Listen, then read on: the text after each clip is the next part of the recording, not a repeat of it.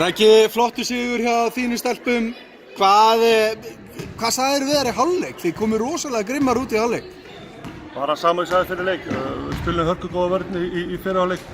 Vörnin var ennþá betri í seinni hálfleik, þannig að það var ekkert bættinu við. Þannig að við náðum að loka aðeins meira á kanninum í seinni hálfleik sem var leikinn á það. Nú klikkaði tölfræðin í leiknum en ég verð að segja að ég hlakka til að sjá fjölda sóknarfrákasta. Þið eru rosalega grimmar í sóknarfrákastum. Já, það er eitthvað nýtt sem við erum búin að vera að laga. Við erum búin að vera rosalega lélegir í og leiðum við sækjum á frá sóknarfrákastum. Þú nærðum ekki nema að sækjast eftir þeim og við gerum rosalega vel á þeim hluti þetta.